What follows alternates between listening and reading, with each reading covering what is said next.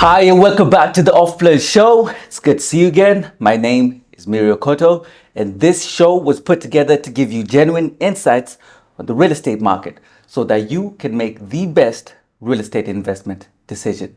Now, here in the studio, we have a special guest. Most of you who are real estate professionals in this market are already familiar with my next guest. He is one of the best sales training professional here in the UAE, and most of us really abide to his teaching. Now, without wasting any time, let me introduce my next guest, Dr. Anand. How are you, Dr. Anand? Good. Very good. Thank you very much for joining us here in the Off Plan Show studios. Now, first and foremost, I would like for you to introduce yourself to the viewers who really don't know you. Okay. Now, there's 100 different ways to do that. I'll just keep that short and simple. Psychologist, human behavior specialist, investor, entrepreneur, Yeah. sales ambassador, and brand ambassador for real estate, the way I see it in Dubai. That's just who I am. I've been doing this now connected with the real estate from 2006, but I've been very heavily engaged with human development and human performance enhancement for the last 30 years. In Dubai, when it comes to real estate, whether it's a developer, whether it's a broker, Yes. some of the government agencies, they're Yes. all people we work with. Now, I will ask you this, Dr. Anand. Yeah. Why is it important to apply psychology in sales when it comes to real estate? Okay. Firstly, psychology is important when every time two humans sit and talk to each other. It could be a mother and a kid having a conversation. It could be two friends over a pizza. It could be Yeah. a client with a prospect. It could be an immigration officer really qualifying to let this guy into our country. As long as one human engages with another human, the dynamics of human communication, understanding how people think, interpret information, communicate it back, and how they make decisions becomes important. Now, with most of us, we may not have thought about it, but we are all psychologists. Every single one of us. I mean, you know the most effective way to speak to your wife. You know the most effective way to connect with your brother, with your best friend, with colleagues. You know to do that because it was a crash, burn, and learn. And over the months and years, you have developed the ability to understand what makes this person tick. That's the only difference. So all of us are psychologists, most of us through experience in life, some of us through design and actual engineered study. So what would take people 6 months to 1 year to figure out about a person, we figure out within 10 to 20 seconds. Okay. Now, when you're in a sales engagement, you have to understand, typically in real estate, you will be working with the millionaires and the billionaires of the world, whether they Yes. are home buyers or whether they're looking to invest. Yeah. Even if they're not entrepreneurs, they would at least be in senior decision-making positions, leadership positions. Yeah. These people love to be in control. They're effective, they're result-oriented, no-nonsense kind of approach. And they can quickly see through a very weak person who doesn't have the confidence or is not even clear about what he's presenting. When you sit with these kind of people, it is important to be able to create unconscious influence and leverage over them. Remember, when they walk into these conversations, they won't say it, but it's there somewhere at the back of their mind. Like, who the hell are you? Now, some people might say, there's a lot of mystery going on with psychology. Not so many people understand the concept of psychology. Do you think that psychology is ethical when it comes to sales? Because a lot of people see that you're trying to influence someone to make a decision based on 100% you are trying to influence, and I completely agree with that. And to everybody who said you're trying to influence, congratulations, you're actually on the right track. I think what you referred to is not influence, it's manipulation. Yeah, in a sense, yes. Yes, no, let's be straight with it, okay? You can use psychology for the good, you can use it for the bad. But that's not just not psychology, that's anything on the planet. I could give you a knife in your hand and you could use it to slice up meats and vegetables and feed your family, or you could send someone to sleep permanently. Yeah. You could get onto the internet and add value to your life, or you could completely mess it up. Everything in life, you could use science for the good of people and you could use it for harming people. There is nothing on the planet that exists only on one side of the scale. Everything is going to have two sides to the coin. Psychology is no exception.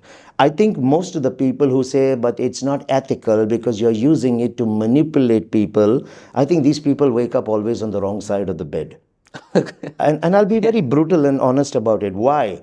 Our views, our thoughts, and how we interpret something are directly influenced by our own unconscious preferences and influences. Yes. We all have ways of looking at things. The ways we look at a thing or a person or a technique is built and influenced by my experiences, my belief systems, and my unconscious patterns. So there is someone you could sit with and say, psychology is important. You need to understand the person who's in front of you. Clients may not necessarily open up because they lack the trust of salespeople. So you need good techniques to help you to understand who is this person, what is his real apprehensions and concerns, so you can help him even if he has raised it. And then there could be another person who's in front of you and say, no, you know what? You could use it to actually shift his thinking and cause him to believe it's actually good when it's not. So who would you believe? You've got both schools of thought on that. So I don't think we should be looking here at trying to explain to people that no, it is not manipulative. All human engagement, all psychology can be to influence for good or to manipulate. Look around you in your offices, in your communities, go to a club on the weekend. There are friends who are manipulating people because of personal interest. There's a guy who wants the girl to be with him, so he promises the heavens. Yeah. Now, he's using every possible technique that he knows has been done. But the intent is wrong. So I think more than looking at psychology or any other body of knowledge, we have to look at the intent of the person who is using it. So that's all I can say. And remember, when we work do you trust salespeople? It might need a referral. Yeah, it doesn't come. It depends on who is in front of you. Yeah. See, I have asked this in almost every training session, and the people who are watching this can vouch for it. I always ask, how many of you in this room trust salespeople? Literally no one. In a group of 50, there'll be one hand or two hands will go up. It's usually 100% of people who will just laugh and they will not put their hand up. So I said, so if it's okay for you to not trust salespeople, I think it's okay for a client to not trust us. And the reason all of you who are in sales, who should be ambassadors for sales, yourselves don't trust salespeople is two. One, you've met salespeople whom you knew were absolutely unprofessional, unethical, and sometimes you have been the same yourself. You understand it on the inside. So when I have a client who has a resistance or a barrier put up already, how do I break that barrier? Right. I break it with the right intent and the right techniques, the right choice of words, right behavioral patterns, the matching and mirroring, so the client begins to feel comfortable. It's always about the intent. Yeah. If the intent is genuine, I will use the psychology to help my client have an amazing buying or selling experience. Now that speaking of clients, let's try to understand them a little bit. Yeah. What are the different types of buyers and clients in the market that we could do business with? All right. Okay. My answer would work for buyers as well as sellers. But let's talk buyers in particular, since it's the off-plan show. Yes. Right? We need to categorize them in two different ways. The first is based on the need, the reason they're here to buy, and the second is based on the approach that they take to buy. So the need, under that category, you essentially have four types of buyers. You've got the opportunity investors. Yes. These are people who come very early, quite aggressive buyers, high risk takers. Yeah. They will get the lowest prices, longest payment plans. They can exit anytime they want from the project, so they have flexibility and they'll always make the highest returns. Then you got the security-based buyers, who are people who usually come late in the construction phases because they don't like to buy the sand. Yes. I need to see the building is under construction. I need to see 60 to 70% completion. So I know that there's cash in the escrow to complete it. I already know I'll pay more. My plan is more aggressive. My returns are impacted, but I'm safe. They look for more for the long-term returns through rents. So these are the buyers. They usually want to invest in something that already has a great reputation, something that's already matured. The security buyers. Yeah, security buyers, for them, reputation is absolutely important. However, even if I recognize your name, it's still a risk for me to come into a project you're just launching now. I'm not going to put an EOI for something launching within the next 1 month. That's not a security buyer. Okay. But you take me to a creek harbor now, you take me to an Imar beachfront, you take me to any community that's well in process of progress, and you can see handovers, I'm willing to consider that. Okay. I'll make lesser, but I'm happy with that.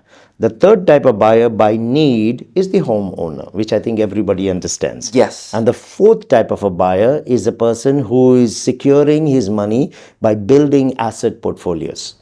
I'm not really looking so much at renting it out. I'm not looking to stay in it myself. I'm just moving money from volatile markets into assets which have long-term solidity. So these are the four types of buyers in terms of the need. In terms of the approach is where you look at how they think, how they evaluate and process opportunities as well as information, how they communicate that back with you, their negotiation style and approach, and their decision-making ability. And a lot of this we have to read through the gestures, the body language, the type of words they use, the framing of the sentences are all dead giveaways. Yeah. And this also brings me back to now my next question is how can sales professionals influence these buyers so that they can do business with them? Okay. I'll use a metaphor for this, okay? And by the way, that's also a psychological tool. Yeah. So I'm not manipulating you or you guys because metaphors and stories sell very well, okay? Let's say you're sick and you go to a doctor and you tell the doctor you got stomach pain. Yeah. He doesn't just write a prescription and say, off you go. What is the doctor going to do? He's going to look for certain symptoms, certain signs, because stomach pain could happen for 20 different reasons.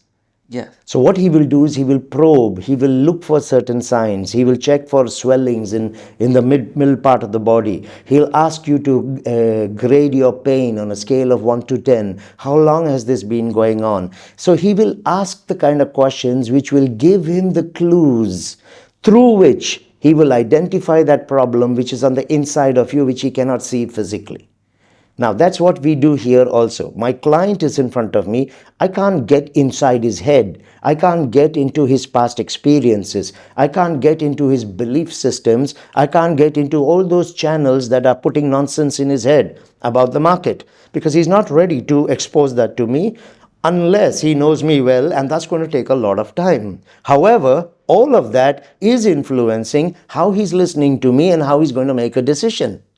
So, we need to use the psychological approach here to identify the clues that will help us understand how is this person thinking right now? What do they actually look at when they evaluate if it's a good buy or not?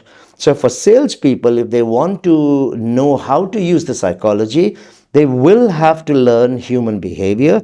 They will have to understand language influence, choice of words, framing of sentences, tonalities in voice, mirroring and matching. They'll also have to learn how to use third-party references, empathy. So emotional intelligence and social intelligence is something they have to learn. Now, I would encourage people to invest in learning that. Why? It's not just about selling. You have a wife? You can use the same with her. You got kids? You can use it with them. You got friends? You work with managers and colleagues? You use it with every human that you meet. You're on a plane and you're taking a flight. Have the most engaging conversation with someone who remembers you when you get off the plane and they've exchanged numbers with you. So you have to learn the technique. The surgeon or the doctor who looked at your stomach issue didn't just wake up and come to the clinic. He spent his time, he learnt what he had to, he did practical applications of it, understood what to look for, and today he can diagnose and help you. We are like that. We become the doctors of real estate to understand the real pain, the real need, the real internal preference of the buyer before we even open our mouth and suggest a solution to him. So in order for us to do business with the customers, we must first understand the customers. We must first diagnose why they're sitting in front of us to do business with us. Absolutely. I'll add one more thing. I've said it all the time. People buy from people they like, but people like themselves. Yes. I remember when you came to our office, that was one of my biggest takeaways. Yeah. So I can be a nice guy. I can be well presented. I can speak well and I like you, but I don't see you are like me. Yes. I'm not ready to discuss 10 million with you. Yes. Because that comfort, that unconscious resonation hasn't happened yet. Yes. I know that salespeople, if you're dressed in a suit, doesn't mean you prefer wearing it. Maybe you have tough management that insists you wear it every day. Yeah. Given the first chance, their tie is off and the coat is It's at the gone. back of your chair. So just seeing you well dressed, presented, speaking well, doesn't tell me that is who you intrinsically are as a person. Yeah. So I might not necessarily want to discuss my 10 million with you. But when I see that you think the way I think, you speak the way I speak, you present in the manner where it makes perfect sense to me, of Yeah. course I'm going to be discussing with you. That's what it means when you say people buy from people they like, but people like themselves. Correct. Correct. Indeed, and that is quite profound. Now, what are the qualities and traits that a successful salesperson should have in order to succeed in this business? Okay. Most of the qualities and traits that I will talk about would surprise some of the people listening. It has got nothing to do with selling skills. It has got absolutely nothing to do with product knowledge. That is one part of the bit, but it doesn't matter. I could be an encyclopedia on the reports and the data and the numbers here, but that doesn't close deals. Okay. Today it's very easy for a millionaire to just ask one of his research guys in the office, I need you to Yeah. get the number. So I think what you really need as qualities and traits starts first with a genuine intent to want to help people get the absolute best. There must be a genuine intent. 80% of the salespeople honestly do not care about buyers or sellers. They do not care about their own companies. They are only interested in filling their pockets. It is very clear from how they operate in the market, which is the reason why today buyers and sellers do not want to engage in a conversation with a broker who's trying to help them sell a property. I mean, I bought a property. I'm looking for people. I should always be interested to speak with people to see Yeah. if they're giving me a good opportunity to make some money. But it's the other way around today. People don't want to talk to you in the market today anymore. And I do not believe that it is the buyer or the seller. It's us. So the genuine intent is number one. Their attitude. Your attitude means how you think, how you feel, and how you act in any given situation. Very, very important. Third, willingness to work hard. Just because you know a friend who closed a deal and made 70,000 and you see him taking a flight and chilling for 3 days, you want to become a real estate agent? Is that the reason you're coming in? Actually, I've probably I shouldn't say this on camera, but this has happened more often than not. Some people have seen other agents doing successful. They try to copy them in that business, and they end up failing, They other fail. than being successful in Yeah, what. and it's perfectly fine, Miri, to say this on camera. We are ambassadors for our industry. If we want to help people with these podcasts, we cannot be cosmetic about it. We have to tell them this is the harsh reality. So if you're a new broker and you're really thinking of coming into this industry, don't let the sniffing of the money bring you here. You can make money doing 100 other things. Look at a businessman like Barakat. He's a billionaire selling Yeah. fruits and vegetables and juices to hotels and supermarkets. Yes. He doesn't have to sell a villa or a studio to make his money. Yes. So again, real estate, why are you even looking to sell? Do you even know your sense of purpose in real estate? Are you here as an ambassador to genuinely help a buyer or a seller have a good experience? Or are you only sniffing the money? That is someone else's money that you're taking, but you're not even willing to give them authentic service and proper structured documented advice so that they can make money, and they pay you for that. But the attitude of many of these people is, give me your money, I don't care if you have a rotten unit. This is the problem. So for me, the traits of successful salespeople are the attitude, the genuine intent, the willingness to work hard, not just chill and expect things to happen. Let me give you an example of willingness to work hard. 90% of the brokers in the market, in the interview will ask, does your company provide leads? They come into companies and they expect the company to do the lead generation for them. Companies must do that, not because you're a broker with me. As a company, I want to increase my market share. I want to get people in. So I'm going to do it because I want to do it for my company, and I'm going to help my brokers to close the deals. But I'm doing it for my company. Yeah. So as a broker, if you're saying, do you generate leads? What's the quality of the lead? What you're actually telling me in an interview, listen, I'm going to be lazy. I'll come in and I'll just sit my butt in a chair and you will give me the leads, but I will not lift a finger to go out and talk to people and introduce opportunities in the market. I don't want to do that. Give me the guy who's ready to jump in a car and come because he's interested. They're not ready to do the hard work. The real good agents, you'll see them out on the weekends. You'll see them walking in the communities. You'll see them in the sales centers every day. Even if they don't have clients, they're there, they're studying, they're networking, they're building relationships with the sales. They are hard-working people. These are genuine ambassadors of real estate, and these are the people I will applaud in real estate. The rest need to leave the industry. Absolutely. So, I agree with you. so my attributes for Yeah. success are very different. And then there is discipline. Discipline, very, very weak in it. They don't even want to show up in the office on time. It's very clear. When you cannot even respect time, your own office and yourself, you're not going to make money. And the excuse I hear from people is, but we are partners. I don't have a salary. Why should I come on time? Coming on time had nothing to do with the salary. Coming on time had to do with your commitment and to show that you are partners with the owners and you want to be surrounded by people who have the energy, learn from each other and grab that. You're in your bed at 10 a.m. in your pajamas with a laptop in front of you. What kind of seriousness and intent are you going to bring into talking to people there?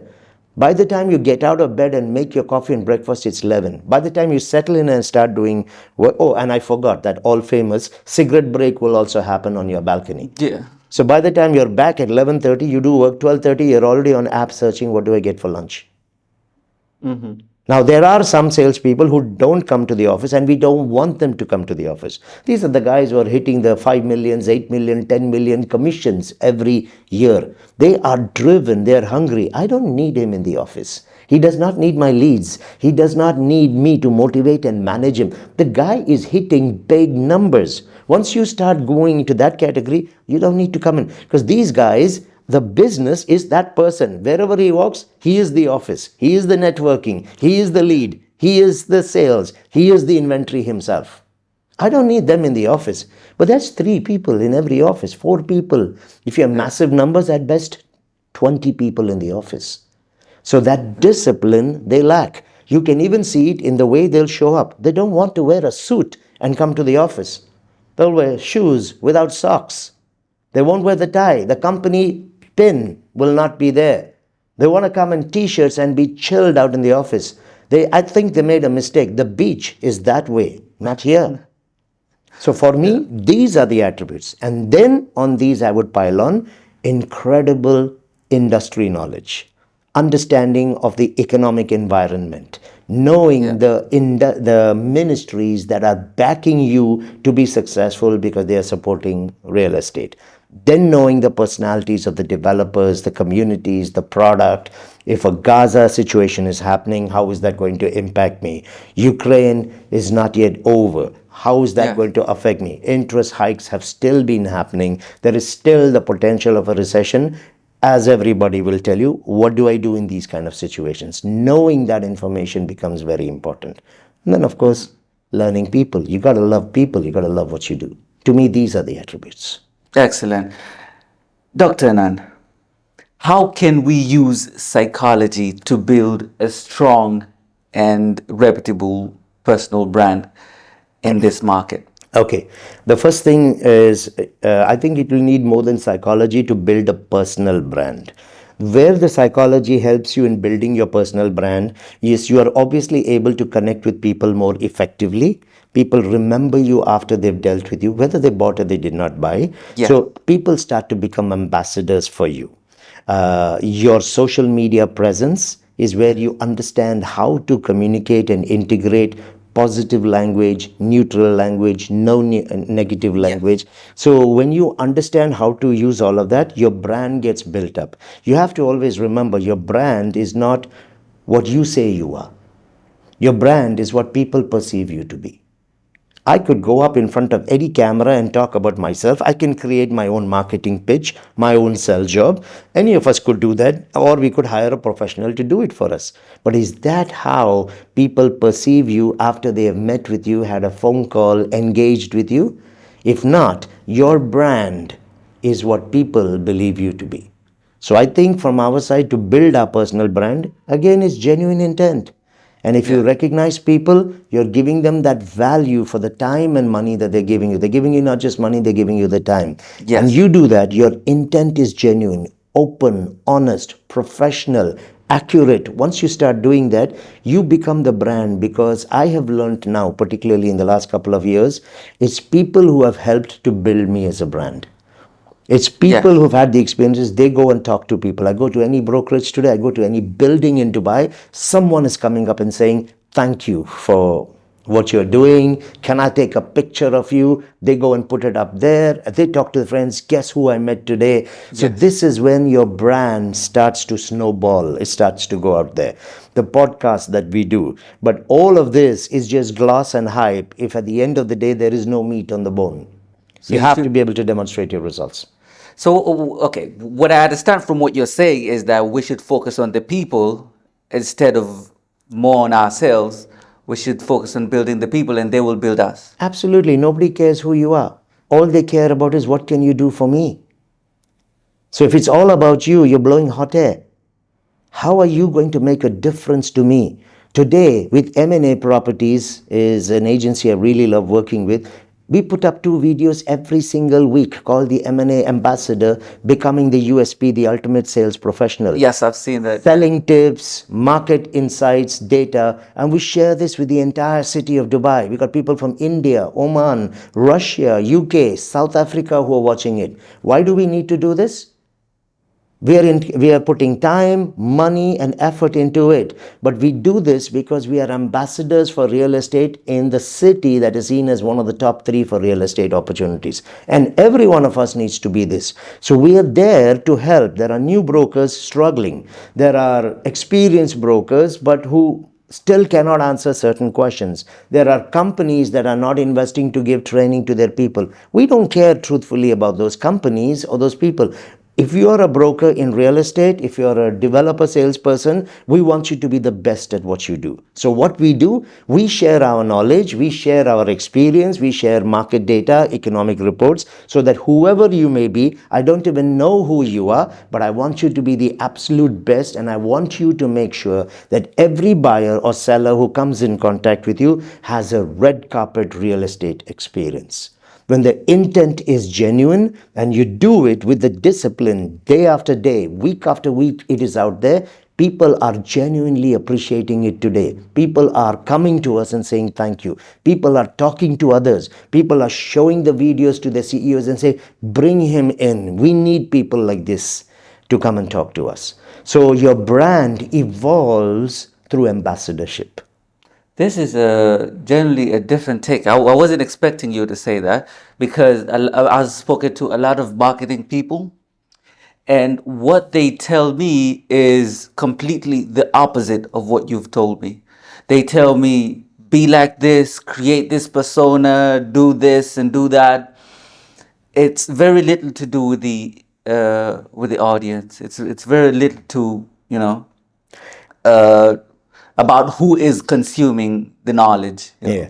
See, I'm not a brand specialist, so I cannot get very theoretical and authoritative on that. Yes. What I can get very authoritative on is the evidence of what I've been doing and the way people actually come back. You can see the gratitude in their eyes. When they shake hand with you, it's a very different shake hand.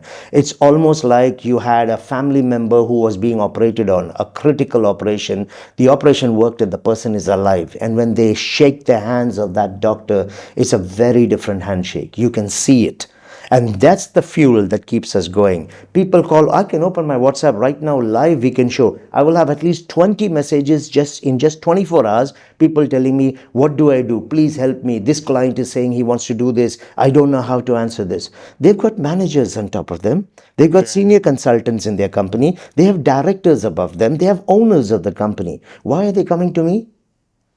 Because somewhere they believe that with him we will get the answer, or at least the effort to give us the answer is going to be genuine, because it will not be about him, it will be about us when we talk to him.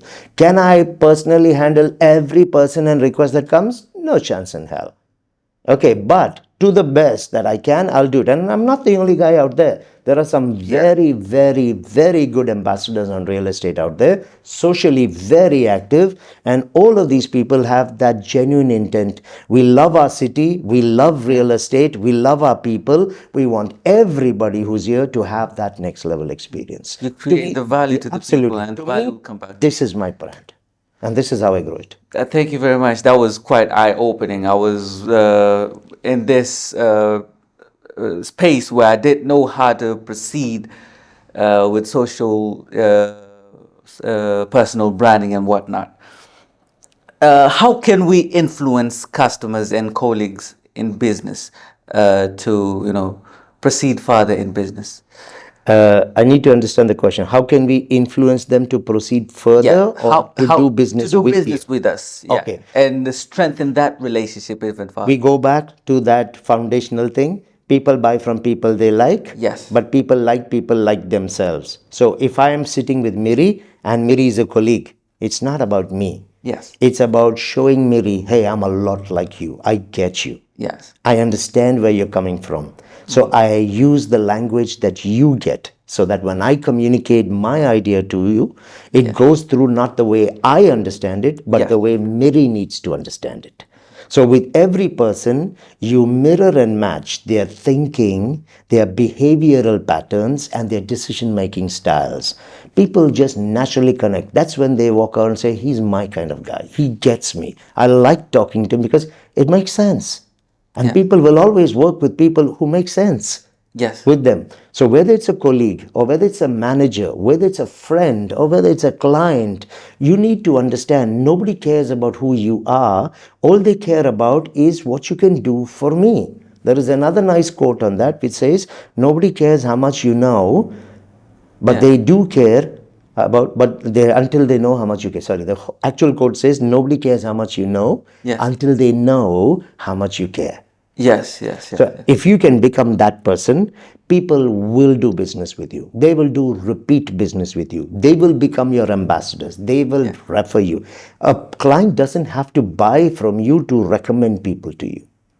Okay, it's not only people who signed on the dotted line that I will go to and ask them to give me referrals. As long as I have given a brilliant real estate experience to my buyer or seller, there could be many reasons why he decided maybe at this point no. But in his heart of hearts, if I had to ever do it, it would be with you. And so that kind of experience, if they've got, they will still become ambassadors for you and they will still give you other people to buy. So you need to do business from the other person's side of the table. Right. Which means you need to become like them. Understood. Dr. Anand, do you have any tips on how we can close deals with very difficult clients? People who, are very tough to work with the least amount of friction, just making it smooth and as fast as possible? Okay, 2-3 answers to this one. First thing is, why are they difficult? Did they actually wake up in the morning and said, you know what, I'm meeting Miri today, let me give this guy a hard time? I don't believe people wake up that way. Yeah. I believe that we have been sold the idea by many others around us that, it's a tough industry. These guys are very difficult. Buyers are not ethical. They will want to take your commission. All that crap is coming to us from where? From others. Are there buyers who want your commission? Absolutely. There are. Okay. I still retain a choice if I have to work with him or not. You don't have deals, your network, your pipeline is not full, you are in a desperate situation, you will do it. So you make almost no money. So you're bitter about that experience and you go grumble. But you will grumble as if the whole market is that way. So we need to be careful about this. People will sell us the idea that these clients are difficult. If a client is tough because he's practical, because he is result oriented, bottom line driven, effectiveness and efficiency is his approach style, as most investors are. And if you have a very Mickey Mouse, unprepared, casual way of coming and selling to me, I will take control of the conversation with you because I'm not here to waste my time. I can clearly see already that you don't even know what you're doing. And I don't want to waste my time. So I jump in and say, okay, how much is it? Okay, when is the completion date? No, but this price is too much. So they start doing this. And what happens is the person who's not professional enough doesn't carry his own personal authority because his confidence and knowledge is weak. These kind of people will cave in. And to them, these are the monsters that they're dealing with in real estate. What do you expect? You want to only work with people who are going to say yes to everything you offer, people who will jump and get into a car and come when you make a phone call. You're in the wrong industry. Yeah. Okay, so people get this in their mind. The first tip I would give you is respect yourself. Yes. Look in the mirror today. Can you actually see yourself qualified to talk to a millionaire about an investment? If you can't, change that first. Because it's the first impression and the first assessment that my buyer is making. Who is this guy? Now, if you don't have the confidence in yourself, ask yourself a simple question. Would you buy from a broker who's like you? And if the answer is no, because you know who you are, you know you don't wake up on time, you know you don't keep research. I ask in every training session, how many transactions were registered yesterday in Dubai? 1% of the brokers will give me an answer. They don't even know how their own market has performed the previous day. What is the cash to mortgage ratio in terms of transactions? No clue. How will you know when secondary market is dominating or starting to rise, or where primary and cash is king? You have no clue about your own market, what is happening in the market. So how can you even respect yourself when you're in that position? How much time have you spent working on your selling skills? How much time have you spent understanding the personality of the developers?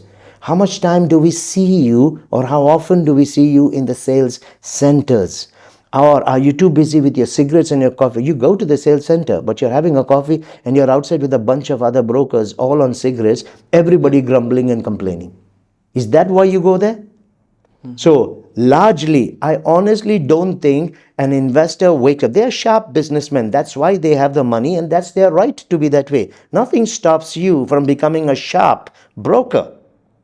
Become the sharp broker, so you engage with them, because then they see someone who's like them. Yes. And they'll work with you. They see a Mickey Mouse who shows up in front of them, who it is so much easier to make the excuses, point the finger at a buyer who's difficult and unrealistic, point the finger at a developer who's not giving good training or good information or very weak inventory, point it backwards at your management because the leads are crap, we don't have good training. You point the finger at everybody else, but never at yourself. Every weekend, what stops you from spending 10 minutes on YouTube looking and learning? Just put, what do I say when a client says, I'm not interested? You'll get 10,000 videos to watch it. But they will still struggle today when a client tells them on the phone, I'm not interested. Who are you waiting for? So to me, I'm telling you, it's this. Focus on yourself, forget the client. You change, your own perception of the client changes, the client's perception of you changes, you're doing business on a different level. That's it. Understood. Well said, Dr. Anand. Doctor, does the dress code make any difference in business when it comes to sales? Yeah, I see people wearing complete suits, others not wearing complete suits, and we're seeing this new trend of real estate agents, real estate professionals becoming these fashionistas, and they wear, designer clothes and all of that. Does the dress code play any role when it comes to closing the deal? 100%. When you talk about fashionistas and the new trends, I'm not going to comment on someone's personal preferences, but there are certain unspoken rules or implied requirements when you have to work as a professional. Okay, those have to be honored. What I'm talking about is, yes, you need to be very well presented. You don't have to wear the most expensive suit in town. Okay, I don't believe the client is expecting that. But when he looks at you, he says, okay, because of the way you are groomed and presented, say, okay, this person, he respects himself. He seems organized. He takes the time to invest in himself. I would definitely want to work with that person.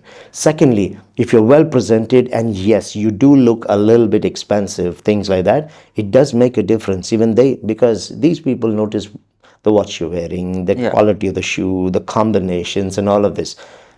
What you dress and present actually tells them that you are doing so good that a lot of other people obviously like you and trust you. That is why they're all investing their money through you. And as a result of that, you are living this good life. You're not living this good life just because you made one big deal. You're doing it because hundreds and hundreds of buyers have felt you are the person to work with. They've closed the deals with you, and the reward of that is what they see. So this Yes. is why I feel that. Now, does that mean I have to always be in a suit? No. If I know Mary and Mary has done a few deals, we have a relationship. We operate on a different level. I now will not be buying from Mary because he comes to me in a suit. I understand Yes. Mary differently. Yes. But when you are in the office and if you're dealing largely with a first time buyer or first meetings, second meetings, you're going to sales centers and presenting yourself, you're networking events, you need to give that impression. Because if I had a choice and I saw someone standing there in a suit and I saw someone who came not well groomed and I don't know, no tie, it doesn't even have a blazer on, who do you think Yes. I'll go to? The guy with the suit. 100%. So and you might have brilliant knowledge. I don't know that. My first impression is what I see. My next impression is what you know. So if you don't create the first impression with me, you don't get the opportunity for the second, No. Yeah. unless you have been referred to me by someone whom you really trust. Yes, correct. And just so we have this on record, so there's proof, psychological proof that dressing good, great dress good, and perhaps having expensive brands on you would influence how the buyer perceives you. Yes, 100%. Having the brand, but I will put a small correction there because I want to be fair to all the new brokers, the young ones who are just joining. It doesn't have to be an expensive brand. Okay, because you could be starting out. I'm going to start at a disadvantage if I think I need to wear a Rolex.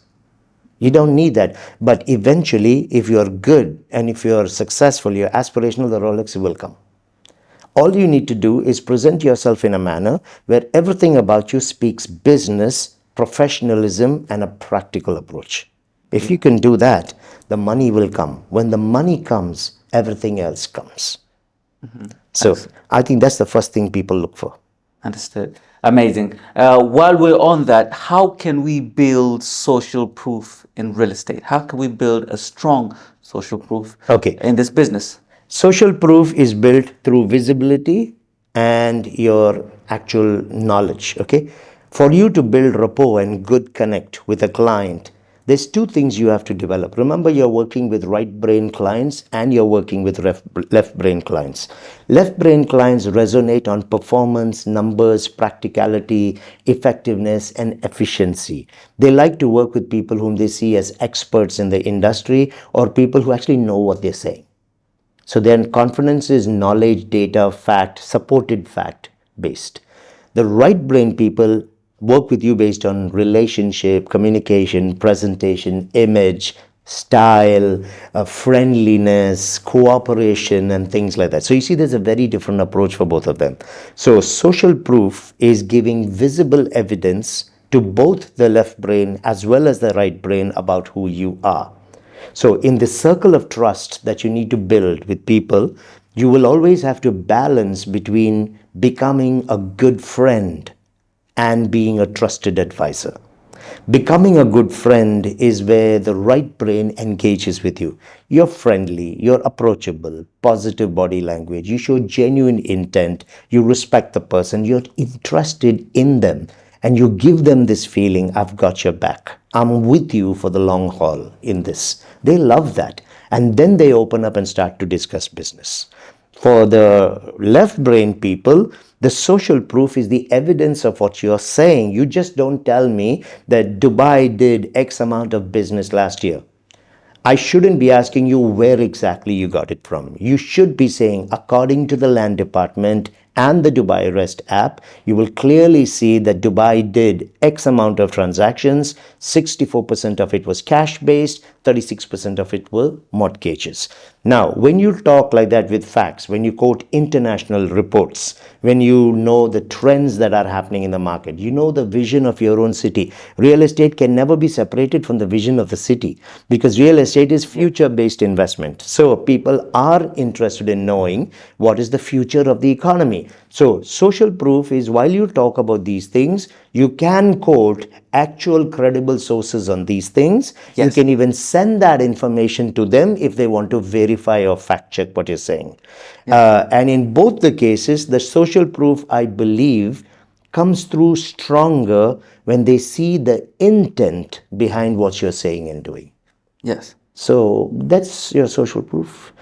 Your social media, if you're looking at that side, yes. Take a look. I mean, people follow me on Instagram.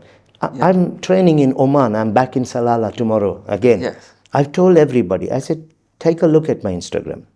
I'm not going to tell you who I am. Just Yes. go to my Instagram. You won't work with anybody after that. Many of the clients I work with, clients who have contacted me, I actually tell them, this is social proof. I have an actual investor, he's from South Africa, and he contacted me and he said, I was given your number and I'd like to meet you tomorrow. Now, what would a normal broker do? No problem, they will go. Yeah. There's an absence of social proof that you are busy, that you've got a lot of things going. The social proof you're giving is, hey, I'm free. All the time. So I was genuinely busy. So I actually told this guy, listen, I can't meet. I said, firstly, thank you for your interest and thank you for reaching out, but I can't meet you. If I said, I can only meet you on Sunday after 6 p.m., 4 days later. Yeah. So there was silence on the other side. I said, listen, I understand. You might be wanting someone to work with you quickly, because sometimes these investors are impatient. I said, I can give you someone who's really good and they'll take care of what you're looking for. He said, no, I want to meet you. I said, well, in that case, we'll have to meet on Sunday. He said, I'll wait. Because I had just demonstrated a very different kind of social proof that I'm busy, but I still have the intent to help the person. I'm ready to give you a good broker because I have a pipeline that's full. I'm not struggling to find a deal. Now watch what happens. I tell him, okay, let's meet at 6 o'clock, but we will not discuss property.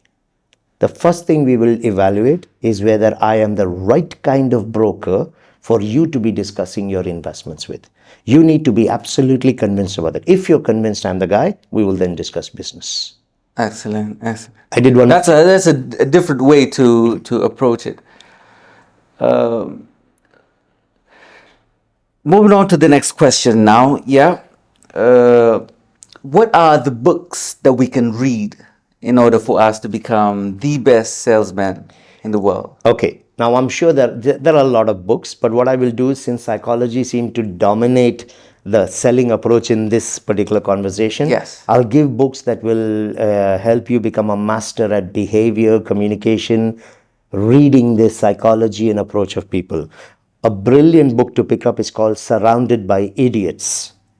It's written by Thomas Erickson, one of the finest books written on personalities of people and how they think, how they process information, and how they make decisions. So Surrounded by Idiots, Thomas Erickson, is a great book.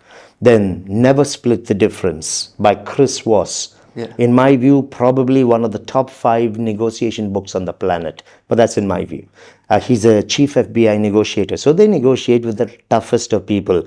These difficult customers you're talking about, try negotiating with terrorists. Looks like a walk in the park to them. Exactly. So that is a great book. Okay, Never Split the Difference by Chris Voss. A third book is Start with No by Jim Camp, another FBI negotiator. Don't be afraid of the no. Make the no your friend, because every client is sitting with an unconscious resistance, actually wanting to say, no, I don't want this. So that book, Start with No, is a great one by Jim Camp. What everybody is saying. It actually translates as what everybody is saying. It's on body language. It's by Joe. Everybody. So what he's saying is, don't just listen to the words, listen to the body. And that's by Joe Navarro, another FBI negotiator. Because these guys work where they look for the finest of indicators and clues. We're not going to be meeting clients like that. So what you get in those books is dynamite that you can use. Fourth book, which I think would be very, very good here. You see, it came to my head and it's just gone out of my head. It might come back again. But there are a couple of people who are very good to watch on video. There is a trainer, he's an American guy called Victor Antonio. Victor Antonio, he's America's #1 sales coach now. He must be having about 2,000 sales videos. I mean, just watch the guy. Watch a video every weekend, every day, 20 minutes. You go to the gym, watch Victor. He's excellent, excellent. And he's got so much he can give his knowledge. Find a couple of people like that, and I think you're already on the right track here. So I've given you 4 books. Now, Yeah. I can keep giving books. And the reason I don't want to do that is first pick up one and read it. Yeah, I'll finish on that first. These are the best on the planet. You don't have to read 50 books and not do anything. Pick one book and Yes. apply it, and you'll see the difference. Amazing. What advice do you have on the struggling sales professionals we have right now in the market? Okay, the first thing is if you're struggling, you need to sit down and re-evaluate. What's your reason to be in this industry? Okay, this is not sunshine and rainbows, all right? There's hard work.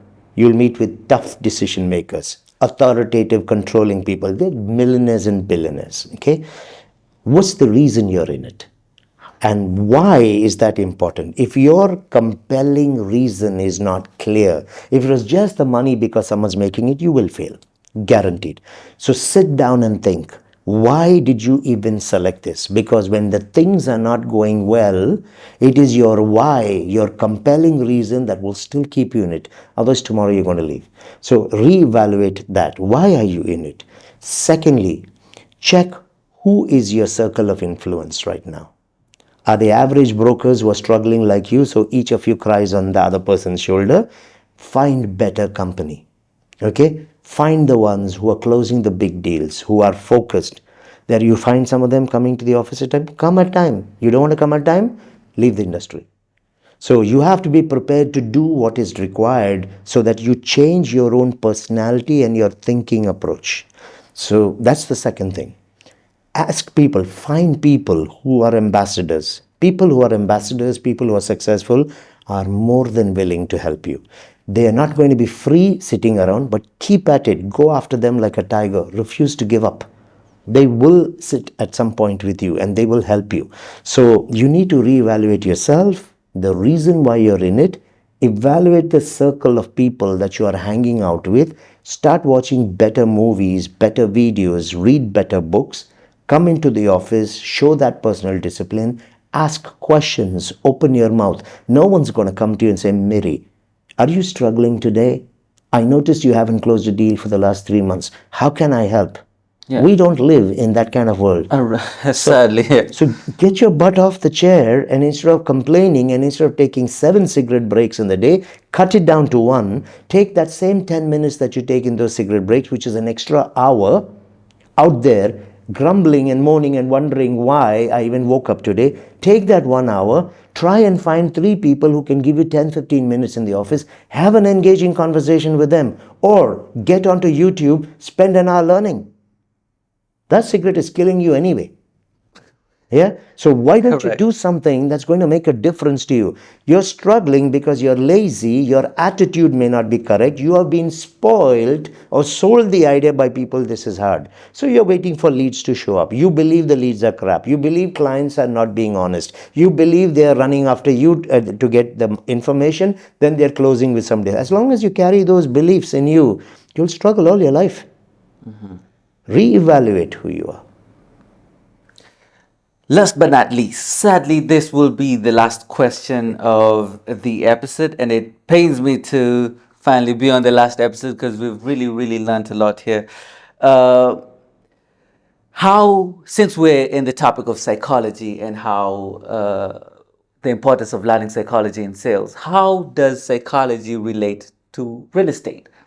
Okay, it doesn't relate to real estate. Psychology is about human beings, not about a product. Yes. Okay. Well, in the grand scheme of things. Yes, though, it relates to the people who are interested in real estate. That's what I want, right? Yes. It's not about the product. It's about the people who want to invest or who are interested in the product. So, because I could use psychology in every industry. It's about the buyer. So I need to understand if my buyer is a left brain buyer, then I present that villa, I present that community, I present that off plan opportunity using a left brain approach.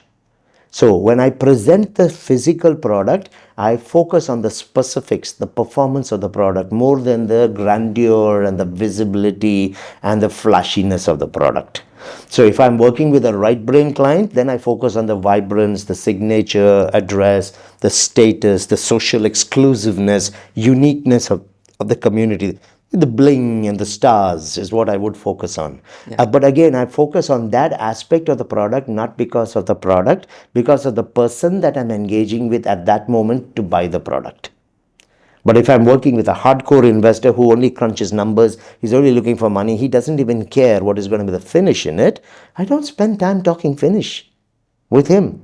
I spend my time with him showing effectiveness, how from the very first month itself he can expect a between 2 to 4% increase because you're buying at launch, prices are going to jump within a week. So I changed the approach. So if you're saying, will it work in real estate psychology? 1000%.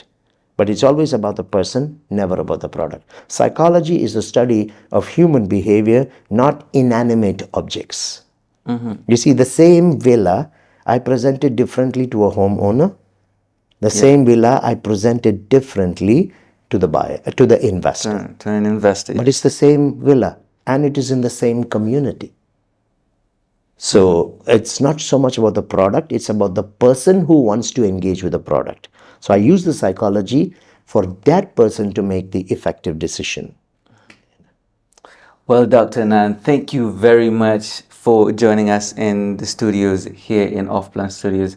This has been by far one of the best episodes we've had.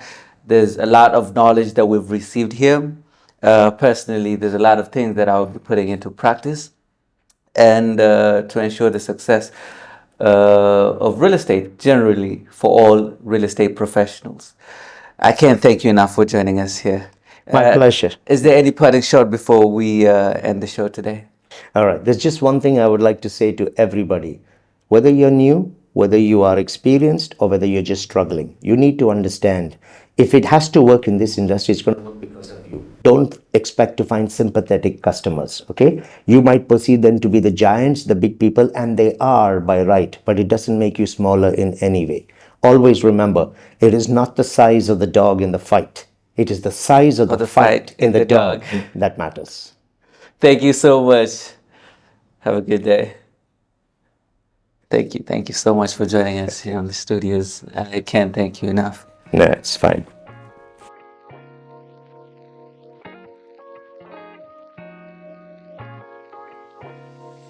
Hi, Dr. Anand. How are you doing today? Awesome. Is there any other way to be? Very good. Thank you so much for joining us in the studio. It was a pleasure having you here. Now, Dr. Anand, I'm going to ask you a few questions here. Why do they call you doctor? Well, I guess I give them the answers that they need to heal from what's happening in the industry.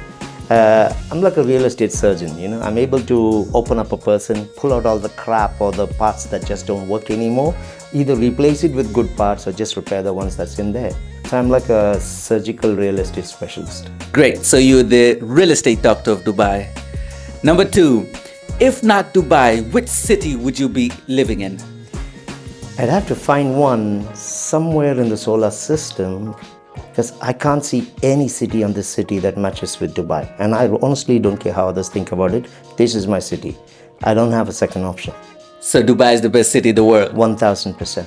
Number 3, if not real estate, what business would you be doing?